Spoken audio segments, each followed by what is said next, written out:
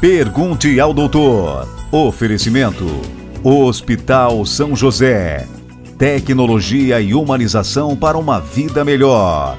Miocore Cardiologia. Seu coração é nossa prioridade. Unicred. Um time que coopera com você. Orque Diagnósticos. Sua saúde, nossa melhor imagem. NutriBlue. O melhor custo-benefício para se ter saúde e qualidade de vida. E Clínica Gaia, Centro de Reprodução Assistida.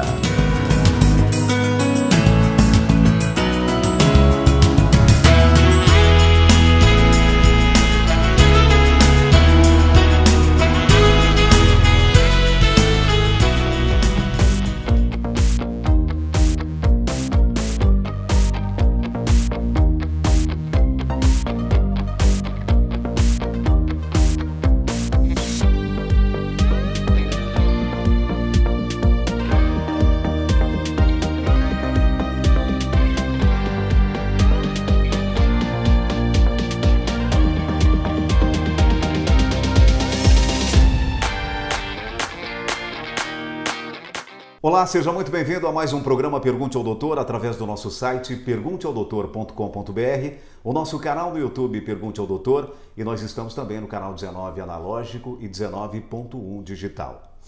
Ceratocone é uma doença genética rara que se manifesta geralmente entre 10 e 25 anos. A enfermidade de caráter hereditário e de evolução lenta atinge cerca de 150 mil pessoas por ano no Brasil.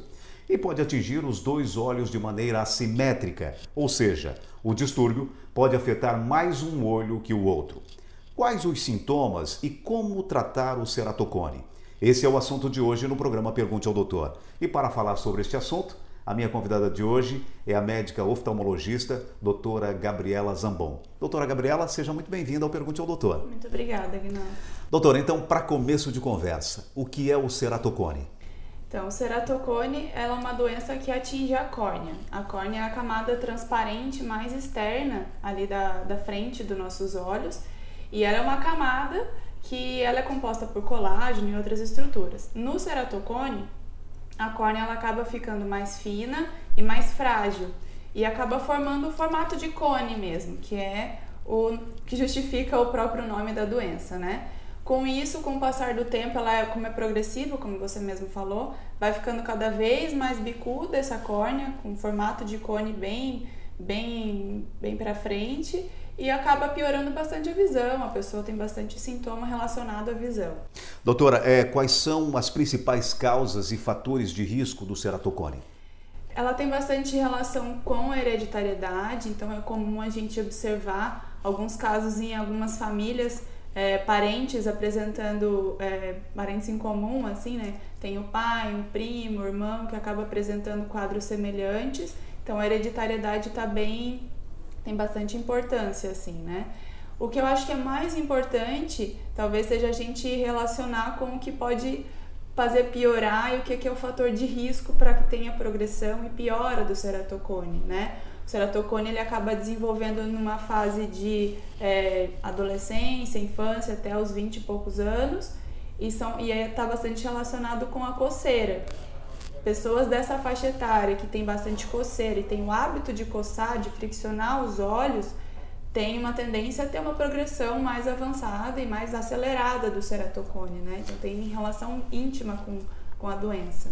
Doutora, seriam esses mais ou menos assim os principais sintomas para que a gente fique atento? Isso, além desses sintomas, né? A pessoa vai ter bastante distorção da visão, a piora da visão acaba sendo gradativa e é muito comum a gente observar ter uma piora ou um aumento do grau bem rápido, às vezes de 6 meses a 1 ano acaba piorando o grau, aumentando o grau, e às vezes um aumento bem considerável. Então tem algumas coisas que a gente tem que observar. Essa piora da visão com a distorção da visão, às vezes quando a pessoa não está usando óculos acaba forçando um pouquinho, acaba tendo um pouco de dor de cabeça relacionada, e esse aumento do grau também está bem relacionado. E também não dá para esquecer da coceira. É bem comum a gente ver paciente que tem coceira, às vezes vem para o consultório por esse motivo, com alergia, às vezes nos olhos e com a coceira, a gente acaba diagnosticando o ceratocone, ou o contrário também. As duas coisas caminham meio que juntas, assim. Bem, doutor, e uma outra questão. Como é feito o diagnóstico de ceratocone? Então, o diagnóstico, ele pode ser feito através desses sintomas que a pessoa chega já no consultório relatando e a gente faz uns exames, ou a pessoa pode vir numa consulta de rotina e apresentar uma baixa visão e a gente fazer os exames. Os exames principais e iniciais são da consulta básica, que é a avaliação do grau, que tem aquela progressão que eu falei, que pode ter aumento do grau progressivo, avaliação da estrutura da córnea, mesmo em casos avançados a gente consegue ver no aparelho de biomicroscopia, que é como se fosse um microscópio, que a gente faz o exame na consulta, que consegue ver se tem alguma área que está realmente mais afinada, alguma área que está mais abalada, que é característico do ceratocone, e a partir de uma suspeita a gente faz alguns exames complementares. O principal exame complementar é a topografia de córnea e a tomografia de córnea. São dois exames que a gente acaba fazendo. O que eles veem, esses exames? Esses exames, eles veem a estrutura da córnea. Existe aquela topografia de terreno, topografia de nível. Dá para comparar um pouquinho com isso, a topografia da córnea. A gente consegue avaliar a superfície anterior da córnea e com isso ver aonde que está mais elevado, onde que está mais abalado, e com isso ver a regularidade mesmo, né? Um olho que tem uma córnea normal, sem alteração nenhuma, vai ter uma córnea mais regular, com uma superfície mais arredondada, vamos dizer assim. Um olho que tem um ceratocone vai ter algumas áreas que a gente vai poder ver nesses exames que realmente está mais elevado, que está mais abalado, e com isso a gente consegue chegar num diagnóstico, né? A tomografia de córnea, que é um exame que é um pouco mais moderno, que a gente acaba usando também para fazer o diagnóstico, a gente consegue ver também a espessura da córnea, que, como eu falei, a córnea acaba afinando, né? Fica uma córnea mais fina e mais frágil quando tem ceratocone. E aí na tomografia de córnea a gente consegue diagnosticar de uma forma um pouquinho mais precisa para poder tratar, determinar qual o tratamento que a gente vai seguir, né? Para a gente poder ver qual tipo de tratamento, que tem tratamento clínico, cirúrgico, e esses exames nos ajudam a selecionar o melhor tratamento para cada caso. Olha, tá certo, a gente vai para um rápido intervalo comercial e já voltamos com o Pergunte ao Doutor. A minha convidada de hoje é a médica oftalmologista, doutora Gabriela Zambon, e o assunto no programa de hoje é o ceratocone. Perdeu parte dessa entrevista? Acesse o nosso site pergunteaudoutor.com.br, o nosso canal no YouTube Pergunte ao Doutor, vai lá e te inscreve, e nós estamos também no canal 19 analógico e 19.1 digital. Rápido intervalo comercial e a gente já volta. Você assiste o programa Pergunte ao Doutor pela televisão? Perdeu alguma entrevista? Não se preocupe, você tem todas as entrevistas no seu smartphone, na palma da sua mão. No nosso canal do YouTube Pergunte ao Doutor, você pode assistir a todas as entrevistas que já foram ao ar. Ou acesse o nosso site pergunteaudoutor.com.br. Além das entrevistas, você tem muito mais conteúdo sobre saúde e bem-estar.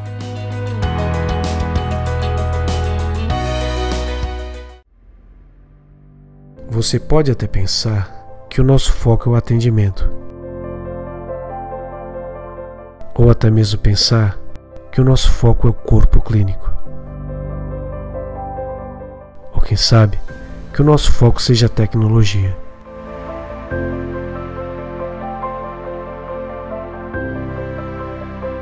Mas o nosso foco de verdade são as pessoas. Urk Diagnósticos, há mais de 30 anos, crescendo com saúde.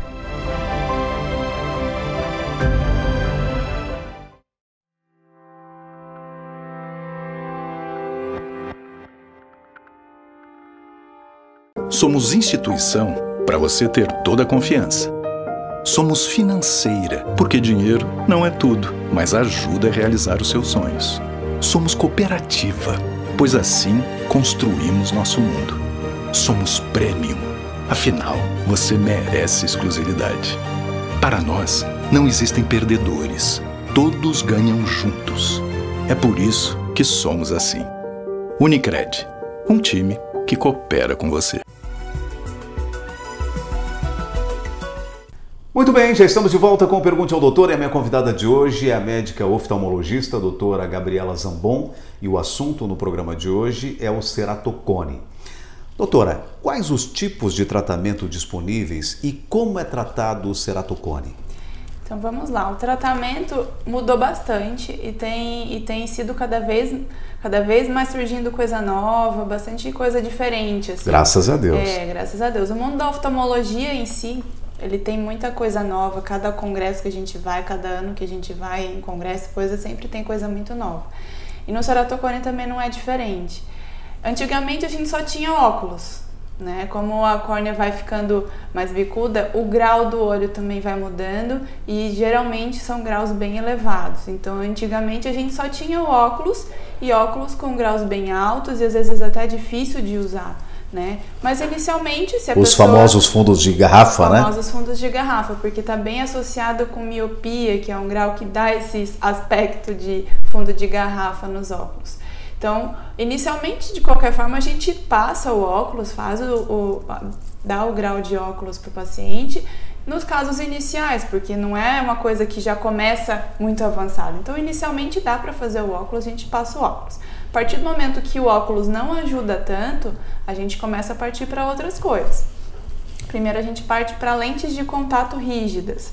As lentes de contato tem várias formas, né? A gente tem no geral que a gente acaba usando. Pacientes que não têm ceratocone geralmente dá para usar gelatinosa, que daí é um tipo que é mais comum, que as pessoas estão mais acostumadas a ver, né? Tem a lente de contato rígida. A lente de contato rígida, ela tem meio que a função de tentar colocar onde está mais bicudo, colocar no lugar. Aí a gente acaba formando uma outra superfície na frente da córnea, acaba criando uma superfície mais regular e com isso a visão tende a melhorar, né? E isso a gente pode deixar às vezes o paciente por anos usando lente de contato, ficando bem, né? Sempre que a gente está fazendo um tratamento para ceratocone, a gente tem que estar sempre atento à coceira, ao prurido que a gente chama. Não adianta de nada eu deixar um óculos e deixar uma lente de contato, adaptar uma lente de contato, se eu não tratei uma alergia que a pessoa tem nos olhos. Então, o tratamento clínico, ele se baseia nessas coisas, em melhorar a visão, não deixar a pessoa coçar o olho, que é a primeira coisa que tem que fazer, parar de coçar o olho, porque a gente tem vários estudos que demonstram essa relação com a progressão da doença, então a primeira coisa é parar de coçar os olhos. A partir disso... Essa é uma situação mais prevalente, doutora, digamos assim. Isso, é bem prevalente a relação. Tem alguns casos que a pessoa não tem coceira e realmente é uma coisa mais genética, mais hereditária, que vai acabar acontecendo o ceratocone. Mas a maioria dos pacientes a gente acaba observando essa coceira associada, então tem que tratar e tem que parar e tem que educar o paciente mesmo, que não pode coçar. Às vezes vem criança com quadro inicial, aí tem que explicar que não pode, porque criança também pode ter. Então é uma coisa que a gente tem que educar desde sempre, desde a primeira consulta, pensou em ceratocone, a gente já tenta parar a coceira, tá? Então essa é a parte mais clínica. A partir disso e a partir daqueles exames que eu comentei no outro bloco, a gente vai ver se dá para fazer algum tratamento cirúrgico, se tem indicação de algum tratamento cirúrgico.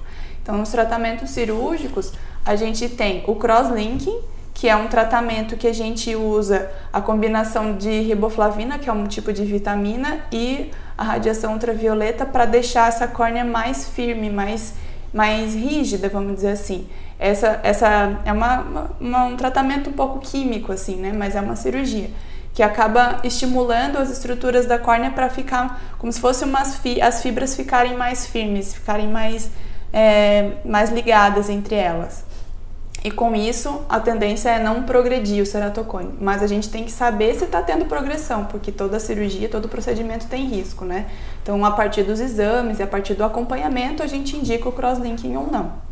A partir disso, se a pessoa tem indicação, se tendo ou não indicação do crosslinking, a gente tem os outros procedimentos, que é o implante de anel intraestromal, que é como se fosse uma cirurgia, ortopédica, vamos comparar um pouquinho. A gente acaba colocando uma prótese, que é uma prótese bem pequenininha, não dá nem, às vezes a gente é olho nu assim, é pequenininho mesmo para ver. É um anel mesmo, o formato de um anel, ou um anel cortadinho no meio, dependendo da indicação, mas que é de acrílico. E a gente consegue fazer um túnel no meio da córnea, no meio da espessura da córnea, e coloca esse anel para tentar regularizar para tentar deixar a córnea regular de novo. Isso é um tipo de tratamento. Não deu certo, não tem como fazer o crosslink, não tem como fazer, a lente de contato não está ajudando, o anel intraestromal não está ajudando. Tem outros tipos de tratamento, tem o transplante de córnea. O transplante de córnea a gente acaba fazendo nos casos que são bem avançados, que não tem mais indicação dos outros tratamentos ou que já não estão funcionando mais. E a gente acaba trocando a parte doente da córnea, que pode ser só a camada anterior, que é o transplante lamelar anterior, ou se for um ceratocone muito avançado, que já afeta a estrutura toda, a espessura toda da córnea, a gente troca toda a espessura da córnea. Então a gente tem muito tratamento até nas fases mais finais, e nesse meio do caminho dá para a gente misturar um pouco dos tratamentos para tentar deixar o paciente com a melhor visão possível e a qualidade de vida também, né, que está muito relacionado com isso. Bem, doutora, graças a Deus a medicina está evoluindo a cada dia, né, assim como a oftalmologia. A gente vai para um rápido intervalo comercial e já voltamos com o Pergunte ao Doutor. A minha convidada de hoje é a médica oftalmologista, a doutora Gabriela Zambon. O assunto no programa de hoje é o ceratocone. Perdeu parte dessa entrevista? Acesse o nosso site pergunteaodoutor.com.br, o nosso canal no YouTube Pergunte ao Doutor, vai lá e te inscreve. E nós estamos também no canal 19 analógico e 19.1 digital. Rápido intervalo comercial e a gente já volta. Olá, estamos de volta com mais um informativo do Hospital São José. E o assunto de hoje é nefrologia. Eu converso então com a doutora Cassiana Fraga, responsável pelo serviço de nefrologia aqui no Hospital São José, que vai nos contar sobre algumas novidades, algumas modificações, melhorias que o serviço possui a partir deste ano. É isso mesmo, doutora? Conta um pouco pra gente o que muda. Obrigada, Kátia. Obrigada pelo convite. O serviço de nefrologia do Hospital São José está em constante expansão. É um serviço que atende aproximadamente 150, 160 pacientes em diálise por mês. E para a gente conseguir dar um bom atendimento, na verdade o hospital então adquiriu equipamentos novos, equipamentos para o tratamento de água, que a gente chama de osmose reversa. Sim. A gente adquiriu um equipamento super moderno hoje, que tem um controle todo digitalizado da qualidade de água que a gente está oferecendo para fazer o tratamento. E além disso, a gente também adquiriu máquinas novas para diálise. Contamos agora com 40 máquinas para poder dialisar melhor os nossos pacientes. Toda essa nova aquisição, essas melhorias, doutora, são necessárias porque o número de pacientes, né, com problemas renais vem aumentando? Sim, sim. A doença renal crônica é uma doença com uma incidência muito grande, né, e há uma perspectiva de crescimento também cada vez maior.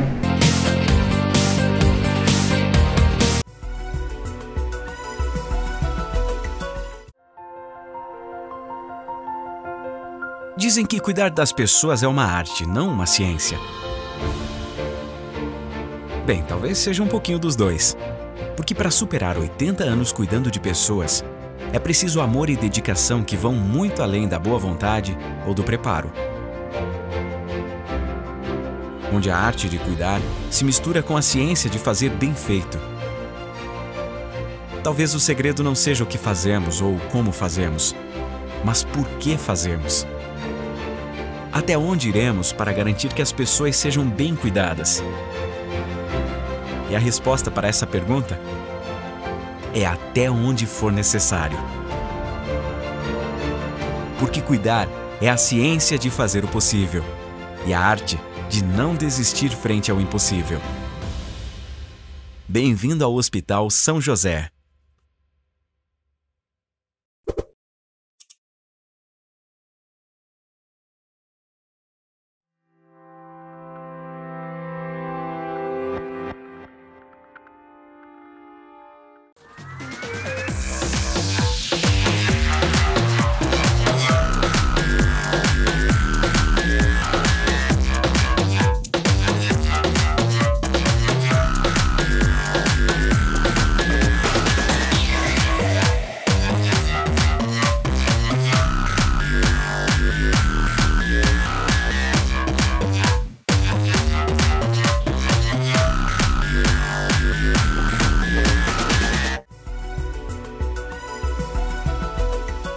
Muito bem, já estamos de volta com o Pergunte ao Doutor. É a minha convidada de hoje, a médica oftalmologista, a doutora Gabriela Zambon.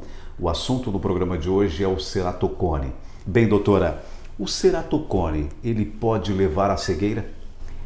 Antigamente a gente via bastante paciente ficando cego e já chegando no estágio mais avançado do ceratocone, tendo que fazer já direto o transplante penetrante, que é o transplante que troca toda a espessura da córnea, porque antigamente o diagnóstico era muito mais tardio, né? E o acesso aos exames e tudo era bem mais difícil. Então, poder ficar cego pode. Não é uma coisa, se a gente não fizer nada, não tratar a coceira, não fizer todo esse tratamento que eu falei, pode ficar cego, não é uma regra. Não é porque uma pessoa tem ceratocone que realmente vai ficar cego não fazendo nada. Tem todas essas coisas aí estão andando juntos. Mas hoje é muito mais difícil a gente ver uma pessoa ficando cega, porque as pessoas acessam muito mais fácil a saúde. Hoje em dia, às vezes até dependendo do hospital do SUS, às vezes até consegue acesso a esses tratamentos todos que eu falei, às vezes não todos eles, mas às vezes grande parte deles a gente consegue. Com o crosslinking, que é uma terapia que tende a parar a progressão da doença, a tendência é não ter mais cegueira, né? Até reduziu o número de transplantes de córnea por causa do ceratocone no Brasil, por causa do crosslinking, né? Porque como ele não está tendo tanta progressão, não chega naquele estágio que precisa de transplante. Então, hoje em dia, a tendência é ter menos casos de cegueira por conta disso. Mas pode acontecer, se não fizer nada, pode acontecer sim. Que boa notícia. Doutora, o crosslinking, voltando ainda a esse assunto, é uma terapia relativamente nova? Olha, é uma terapia relativamente nova, sim. Ainda tem muitos estudos, né? É uma terapia que tem sido feita já há alguns anos, mas ainda tem muitos estudos para saber, porque é uma cirurgia que às vezes pode ser personalizada, depende do caso, da espessura da córnea dessa paciente, qual o tipo de produto que eu vou usar, quanto tempo. Então, ainda tem muitos estudos, quando que eu tenho que indicar, em que situação. Então, tem muito estudo ainda. Então, é uma terapia relativamente nova, mas que tem revolucionado muito o tratamento do ceratocone, principalmente nos casos de aparecimento em pessoas mais novas, em crianças, em adolescentes, que quando aparece mais novo, geralmente a gente vê uma tendência a ter uma progressão um pouquinho mais acelerada, então é importante a gente saber que tem, e também a gente saber a hora de indicar, então tem que, é muito bom que tenha isso, mas tem a hora certa de indicar, né? Então tudo tem que ser bem avaliado. Doutora, o ceratocone, ele pode causar dor de cabeça? Como tem a tendência a ter um aumento do grau um pouquinho mais acelerado, e às vezes a pessoa não sabe que tem um grau, ou tá usando óculos e tá sentindo que a visão não tá melhorando, o nosso olho automaticamente tenta compensar o grau que tá faltando, vamos dizer assim. E como às vezes aumenta bastante o grau, a pessoa força bastante para enxergar ao longo do dia. Então pode dar dor de cabeça sim. Claro que não, o grau, a falta de óculos, a falta de grau ali, não é a única causa para dor de cabeça. Às vezes a pessoa chega no meu consultório dizendo que está com dor de cabeça e não quer grau nenhum, tem uma visão perfeita. É mais difícil, mas aparece também, então não é a única causa. Mas o ceratocone às vezes pode ter como sintoma dor de cabeça, sim. Doutora, uma outra questão, é possível prevenir o aparecimento do ceratocone? Acho que a principal forma de prevenção do ceratocone é fazendo consulta regular com o oftalmologista, com o médico oftalmologista. Porque às vezes pode aparecer numa criança, que a criança às vezes não manifesta que está enxergando mal, ou às vezes tem aquela coceira, mas está coçando porque a criança coça o olho. Não, tem que dar atenção para os olhos, tem que fazer as consultas de rotina, que às vezes numa consulta de rotina a gente diagnostica, né? E claro, começou a ter sintoma de piorar a visão muito rápido, está tendo muita coceira, ou mais importante, tem alguém na família que tem alguma doença nos olhos, ou que teve que fazer alguma cirurgia, algum transplante de córnea, mesmo que não saiba se é ceratocone, mas tem alguém na família próximo que teve que fazer uma cirurgia grande, ou que tem um grau mais alto, fica mais de olho, né? Então faz uma consulta regular com o oftalmologista, que é a principal forma de prevenir a consulta, porque é só ali que a gente vai conseguir diagnosticar mesmo, indicar o tratamento correto e fazer o acompanhamento. Doutor, agora para finalizar a nossa entrevista, de forma geral, como devemos cuidar dos nossos olhos e assim prevenir algum problema possível de ser evitado? Então, das principais doenças que são as doenças mais comuns dos olhos, assim, que a gente observa, são os graus de óculos, né, que são os mais comuns, e isso a gente consegue evitar e prevenir fazendo as consultas regularmente e tudo mais, mas tem outras coisas que são comuns. Tem a catarata e doenças que são relacionadas à idade, doença de degeneração macular relacionada à idade, que é uma doença da retina. São doenças que são mais relacionadas à idade mais avançada, mas que a gente pode prevenir desde cedo, né? Essas duas doenças estão bem relacionadas com a exposição ao sol, exposição ao cigarro, uma alimentação ruim, hipertensão, diabetes. Então, tudo isso a gente tem que pensar também nos olhos, né? Então, cuidado com óculos de sol, usar um óculos de sol de qualidade, um óculos de sol que tenha proteção ultravioleta, não esses que são comprados em camelô, num revendedor que não é uma coisa de confiança, assim. Isso, só de usar o óculos de escuro, a gente já está protegendo o olho dessas doenças, da catarata, de aparecer muito cedo, dessa degeneração da retina, que também pode acontecer. Outras coisas que podem ter de doenças, que são as mais comuns, tem o glaucoma, que é uma doença que aparece geralmente a partir dos 40 anos. O glaucoma é uma doença silenciosa, então, mais uma vez, o mais importante é fazer a consulta regularmente, uma vez por ano, que só na consulta a gente consegue dizer como que está a pressão do olho, como que está o exame geral para saber se a pessoa tem glaucoma ou não. Então tem que tratar se tiver o glaucoma. No geral seria mais isso, cuidar também com a higiene das mãos, né? Porque hoje a gente vê muito, tá sendo muito enfatizado isso, né? Devido às infecções respiratórias por conta do coronavírus. Mas isso também está relacionado com outras doenças, e o olho é uma porta de entrada importante para infecções. Então é sempre importante estar lavando as mãos antes de qualquer coisa que tenha que mexer no rosto ou tudo mais. Fazer a higiene com álcool gel também, e evitar mesmo de colocar a mão nos olhos, evitar a coceira, que é a principal alerta que eu preciso dar aqui por causa do ceratocone. Não coçar os olhos é bem importante, né? Basicamente isso, assim, fazer a consulta com regularidade, evitar essa questão da higiene das mãos para não contaminar os olhos, e usar o óculos escuro com proteção ultravioleta. Fica a dica. Olha, no programa Pergunte ao Doutor de hoje eu tive o prazer de conversar com a médica oftalmologista doutora Gabriela Zambon. Doutora Gabriela, muitíssimo obrigado por ter aceito o nosso convite. Eu que agradeço o convite. E o programa Pergunte ao Doutor vai ficando por aqui. Se você quiser rever essa e outras entrevistas, acesse o nosso site pergunteaodoutor.com.br, o nosso canal no YouTube Pergunte ao Doutor, vai lá e te inscreve. E nós estamos também no canal 19 analógico e 19.1 digital. Mais uma vez, muito obrigado pela sua audiência e até semana que vem com mais um Pergunte ao Doutor, o canal direto para a sua saúde. Até lá! Pergunte ao Doutor. Oferecimento: Hospital São José. Tecnologia e humanização para uma vida melhor. Miocore Cardiologia. Seu coração é nossa prioridade. Unicred, um time que coopera com você. Orque Diagnósticos, sua saúde, nossa melhor imagem.